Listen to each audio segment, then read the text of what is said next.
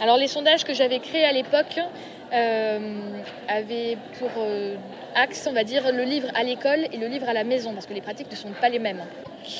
Grosso modo, ce qu'on retient en tout cas des résultats de ces sondages, c'est que le livre n'est pas un objet plaisir. C'est-à-dire qu'il va être, malheureusement, le livre pour les enfants devrait être un objet de plaisir. C'est ce qui va leur donner envie de continuer par eux-mêmes et les aider à se développer et à développer leur attachement à la langue aussi. Et à se développer en tant qu'être humain, tout simplement.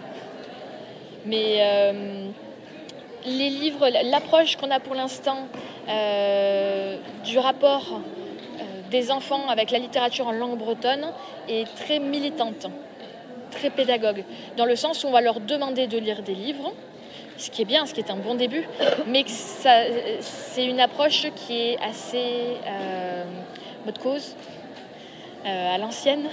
Old school. Voilà, merci, old school. Dans le sens où ça va se limiter à l'approche du devoir et de l'étude de texte en classe, de l'étude linguistique. Et il va y avoir peu de propositions de lecture plaisir, donc par exemple les enfants qui choisissent un livre par eux-mêmes et qui ensuite vont pouvoir continuer à la maison, que les parents vont pouvoir les encourager, ou même simplement, souvent les parents ne sont pas bretonnants. Pour beaucoup, dans les écoles bilingues, dans les écoles Diwan, il y a ce gros problème des parents qui sont que francophones et qui mettent leurs enfants en école Diwan, ce qui est une bonne chose, c'est pas un problème, je l'ai mal formulé, mais qui du coup on va avoir du mal à les suivre par l'ailleurs, quoi. Maintenant, effectivement, il y a une plus grosse part de livres. En fait, l'édition pour la jeunesse, et là en l'occurrence pour la jeunesse, j'entends ça en dessous du collège, représente 35% de nos jours de la production en breton. Ce qui est énorme, c'est la plus grosse part du marché. Le problème, c'est que dès qu'on arrive au collège, en fait, c'est en chute libre. Il y a beaucoup moins de production, ça s'adresse beaucoup moins aux enfants. Alors, on va peut-être pas analyser les causes tout de suite, mais il y a un autre facteur qu'il faut prendre en compte, c'est que si vous êtes tous là aujourd'hui parce que vous vous intéressez à la lecture, vous voulez que vos enfants lisent, ou vous, simplement, le sujet vous intéresse, il y a beaucoup de gens qui ont mis leurs enfants en école, donc effectivement qui ne sont pas bretonnants, ou tout simplement qui sont bretonnants, mais qui effectivement qui ne lisent pas. Et du coup, ce sujet, ça ne va pas les toucher, et donc ils vont pas se déplacer ici pour poser des questions, pour participer, etc. Ce qui est dommage, mais bon, on ne peut pas les forcer. Oui, en fait, je pense que la majorité des parents, hélas, n'achètent pas de livres en breton aux élèves en filière bilingue parce que les parents eux-mêmes ne parlent pas breton et donc n'osent pas acheter de livres en breton, alors que, à mon avis, c'est exactement l'inverse qu'il faudrait faire, puisque si le breton n'est que la langue de l'école, ça va pas aller très loin, quoi. Et il y a une crainte un petit peu étonnante d'acheter, de se dire est-ce qu'un tchoupi en breton va plaire autant qu'un tchoupi en français ou comme en ce qui me concerne, c'est des traductions, donc il n'y a pas de risque particulier à acheter un livre que les parents connaissent déjà en français dans sa version en langue bretonne. Et puis après, il y a l'invisibilité chronique dans les librairies.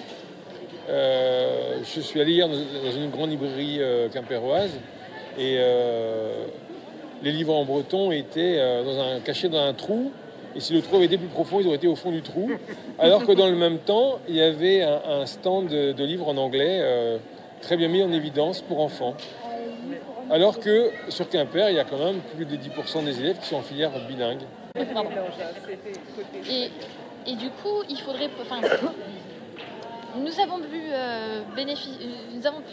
tous nous rencontrer, c'était en juin dernier, je crois, pour les 30 ans de Tess à Saint-Brieuc. Et des représentants des autres régions sont venus concernant justement la problématique de l'édition en langue régionale. Donc il y avait des gens qui venaient de Iker, donc pour le Pays Basque, des gens qui venaient de Corse, d'Occitanie, d'Alsace. Et on a beaucoup échangé à ce sujet-là. Et il semblerait que pour l'instant, ce soit quand même la Bretagne qui ait la chance de bénéficier, disons, de la mise en avant la plus dynamique. Ah ouais. Oui, donc c'est qu'on part de loin. Donc voilà, les périodiques, c'est quelque chose de différent du livre. Je vous remercie de l'invitation parce que c'est pas souvent qu'on nous met en avant par rapport au livre. Le livre est un objet dans le monde et en France très très prisé. C'est super.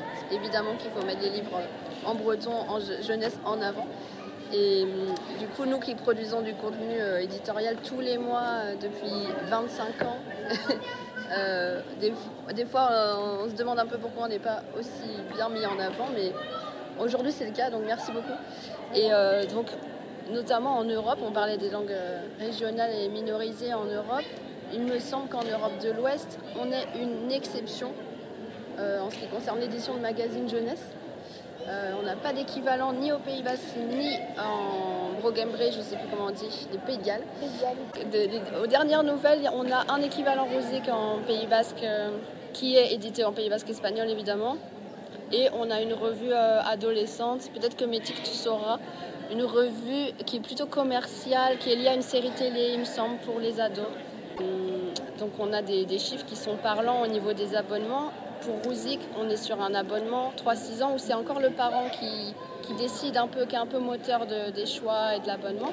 Donc on est sur un chiffre assez bon. Je mets des gros guillemets parce que je vais vous donner des pourcentages, ça fait très mal après sur le nombre d'enfants scolarisés.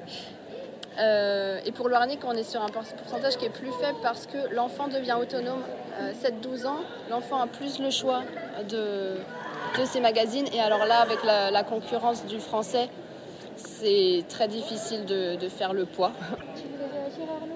Non, je suis d'accord, je pense que c'est complémentaire et c'est vrai ce que tu disais, mon fiston qui est en CE1, quand la revue n'arrive pas à temps, il faut presque que je passe un coup de fil pour savoir où elle est restée coincée. Donc, je pense que le but est atteint, il faut vraiment que c'est devenu un rituel que la revue arrive, oui, qu'elle est lue, et puis de manière naturelle, donc ça fait plaisir à entendre parce que c'est un but atteint. Je sais que mon fils avait un tas de revues dans son lit qu'il est en train de tous les relire les uns après les autres, sans qu'on ait eu besoin de lui dire faut que tu lises en breton ou t'as pas lu. C'est naturel, ouais, c'est vrai.